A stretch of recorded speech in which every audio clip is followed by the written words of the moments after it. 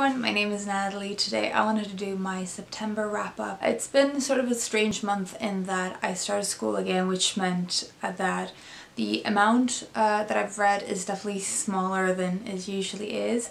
Not so much in the amount of books, although partly in comparison to last month that is definitely true, but mostly in the page count, because a lot of these books are quite short. Another thing that you will notice as I go along is that I haven't actually read any of my own books. I've only been reading library books and books through the Scribd subscription, which was unintentional, but that happened. Let's start with the book that I finished in the beginning of the month. That was Dear Mrs. Bird by A.G. Pearce, which is a historical fiction novel set in the 40s, and it's basically about a woman who wants to be a journalist, specifically a war correspondent.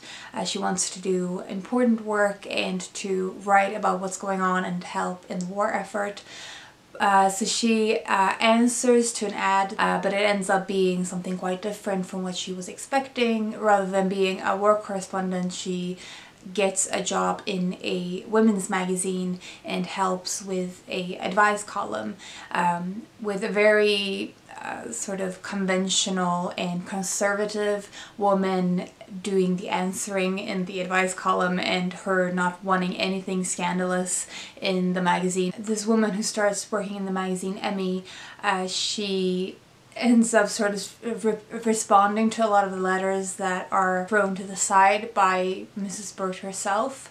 And so this book is basically, it's sort of a combination of a book about work and about the women's place in the war. It's also about just how the war was affecting everyone around her and herself included. The relationships that take form during the war and how the uncertainty shaped everyone's lives. Even though it is a Second World War novel or a Second World War historical fiction, it's not a very serious tone throughout the book. I wouldn't say it has a very funny and entertaining tone, even though it is dealing with some serious topics and some sad moments. It feels like it's, on the whole, this is a heartwarming book in a lot of ways, and the thing I liked most about it is that it's sort of addictive. It's very hard to put down and fun to just, and it's very easy to get back into, which was exactly what I needed at the moment that I picked it up. This compulsive reading, so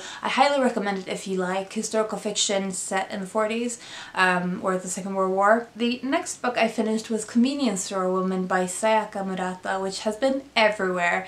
I feel like I've seen it at least once a week since it first came out, actually since before it came out. This is a Japanese book that is about a woman who works in a convenience store.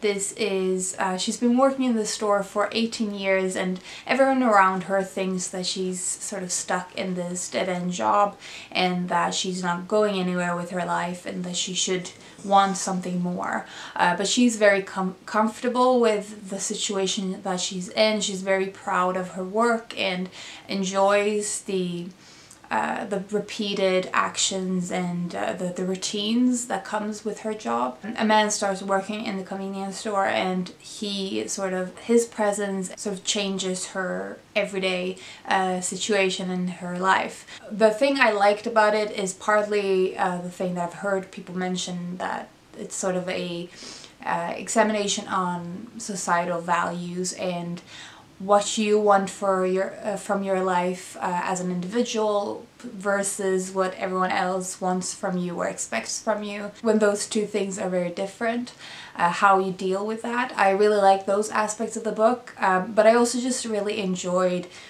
seeing Keiko move around in her daily life and sort of the routines, and her really coming to terms with who she was or who she is and accepting that. I liked her internal journey, and I liked the way that Sayaka Murata wrote about it in a not condescending way or in a non-judgmental way. I just feel like I sort of appreciate the story existing in the world. I don't know if that is making any sense, but I really enjoyed this book, and I've written a full review of this, which will be linked in the description. The next book I read was actually an audiobook I listened to, and that was One Day We'll All Be Dead and None of This Will Matter by Scaachi Koul. This is an essay collection by an Indian American woman who writes about being of two cultures, especially the feeling of not really being either one fully. She writes about things like race issues or racism, about media representation and media presence, beauty ideals. It's full of different important and relevant social issues, but also personal stories and anecdotes, and they're all sort of mingled together. The audiobook is narrated by the author herself, so the audiobook really adds something extra, I think, to the experience of listening to this. There's something very accessible and personable about her writing style and the way she approaches different topics, and also I really enjoy the way that her humor comes through in this book. Really gives a good balance between the serious and the funny, so in all it feels like a very enjoyable reading experience, even though it deals with things that are not always easy to think about or are not always easy to confront.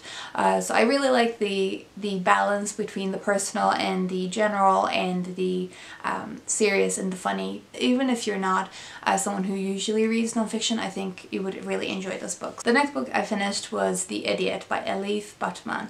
Another book that has been everywhere since it came out, and I had mixed feelings about this book. First of all, this book is about a woman called Celine, who is a Turkish American starting Harvard in the early 90s, and it's about her life as a university student, but also just in general life in this phase of her life, being young and dealing with all of the insecurities and uncertainty about your future. It deals with all of Celine's relationship with other people, with teachers and other students and new friends that she makes along the way, as well as a man called Ivan who she has romantic feelings towards, sort of told through fragments. It's made up of these small ideas or moments in Celine's life, and all of these fragments sort of make up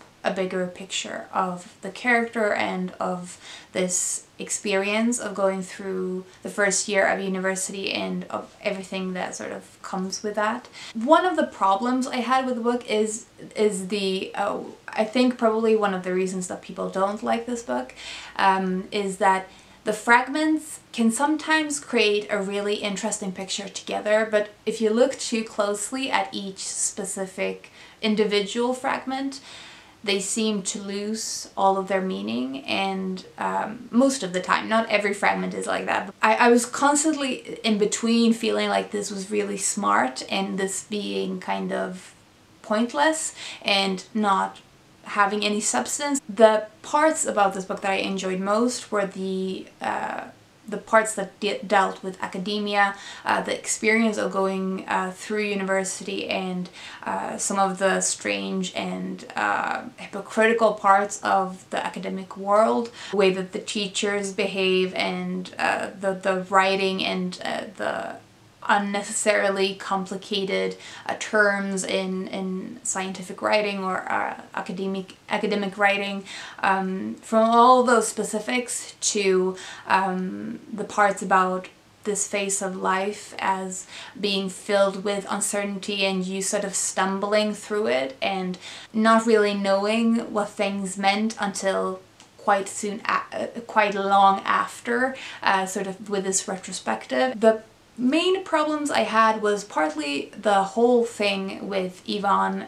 The focus of the book sort of shifted from Celine's life to being very centered on her relationship with Ivan, and I didn't necessarily like that storyline, which is one of the reasons that it took me quite a while to finish it. But the main criticism I have of it is that I felt like the characters were lacking.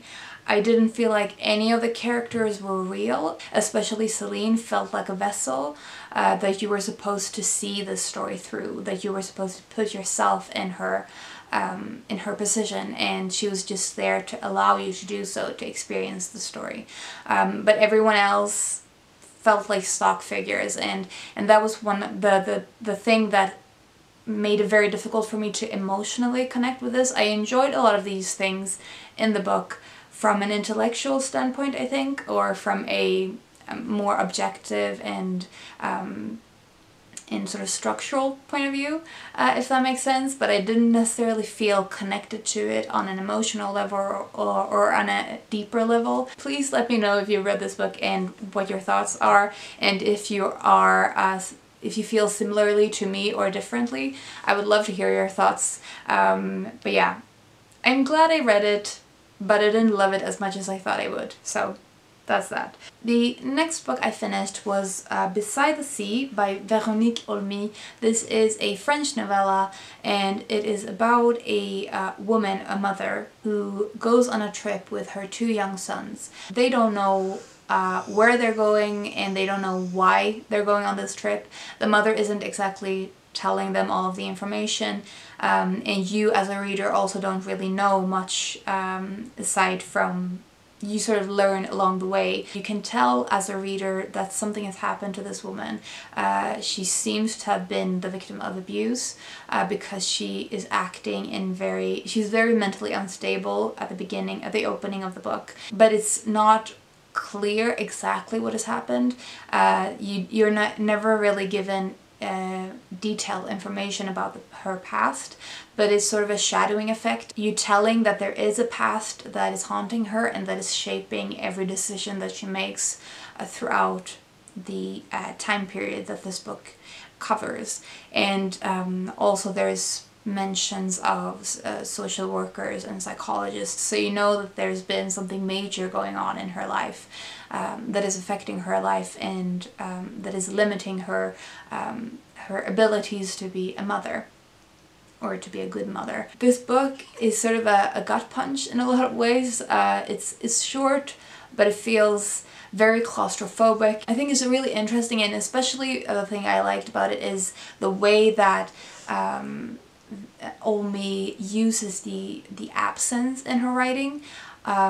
The absence of saying things, or the lack of information, as a way to create both atmosphere and to give you this, you have sort of the same perspective that you would if you met someone, a stranger, not knowing everything about their past, but sort of seeing the effect that the past has had on them. That's sort of similar in the writing in this book. So I thought that it was really interesting and really well done, and I definitely recommend it if you're looking for a short but very poignant book on motherhood and the failures of living up to that. The last book I read in the month of September was Jane, the Fox and Me by Fanny, Britt, illustrated by Isabelle Arsenault. The main reason I read this at this point in time was because Isabelle Arsenault was at the Gothenburg Book Fair that I did a video about. So yeah, this book is a graphic novel that is about a young girl who is bullied in school, and she has a lot of confidence issues and just a very negative self-image. She's dealing with this, all of these negative and destructive thoughts about herself, and the book follows her as she sort of learns to love herself and learns to be proud of who she is and accept what she likes. The thing I liked most about this book is partly the writing itself is it feels very authentic, very true to the experience of being a young person and learning to come to terms with yourself, but also the illustrations and the art style was really beautiful, as well as being very effective. I especially liked part of the book is told as sections from Jane Eyre that the girl, the narrator, is reading. and those parts are done in full color, whereas the regular narrator's story is told in is drawn in a grayscale of colors. The contrast between the very colorful and the very somber storyline is done really effectively, and I enjoyed how the colors were used throughout and how they reflected the feelings of the protagonist or the narrator. It's very thoughtfully produced and definitely tells its own story, how everything fits together. So I thought this book was fantastic.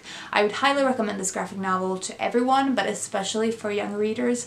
I think this is a book that should be available in every school library because it's such important story to tell, and I think a book that a lot of people could relate to, even if you're no matter your age, but especially if you are a young person trying to just accept yourself for who you are, even when people around you can't accept you, sort of finding that strength within and resilience. So those are all of the books that I've read in September. I would love to hear your thoughts about them if you've read any of them or if you're planning to read them. I hope you're having a really good day, and I will talk to you soon. Bye!